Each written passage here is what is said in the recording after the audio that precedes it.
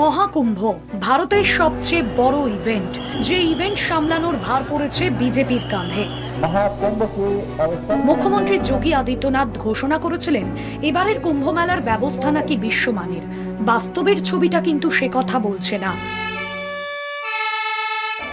সত্যিটা হলো এই দুর্ঘটনা পিছু ছাড়ছে না মহাকুম্ভের, আর তার বলি যাদের হওয়ার কথা ছিল তারাই, অর্থাৎ সাধারণ মানুষ। প্লেন তো বহুদূরের ব্যাপার, এমনকি রেলের এসি কামরায় চাপার কথাও যারা ভাবতে পারেন না, সোজা কথায় জেনারেল টিকিট কাটা জেনারেল পাবলিক। হ্যাঁ, মহাকুম্ভের মৃত্যু মিছিলে এদেরই ভিড়।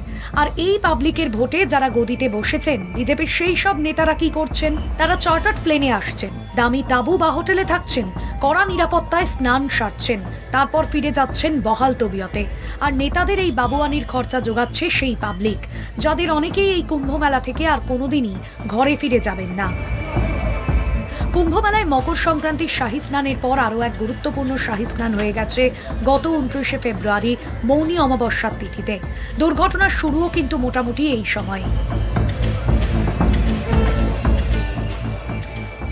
আপনারা জানেন, কলকাতা টিভির প্রতিনিধি হাজির ছিলেন মহাকুম্ভের আসরে।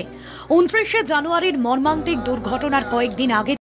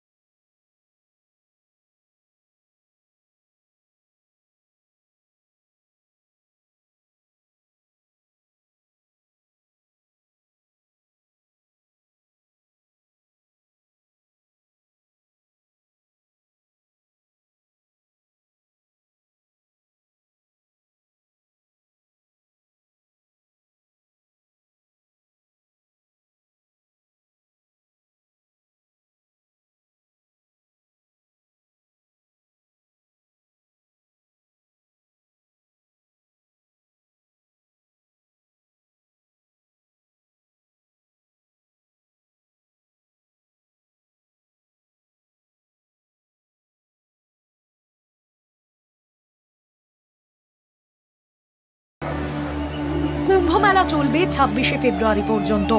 দেশের মানুষ কি ততদিন এভাবেই মরতে থাকবে?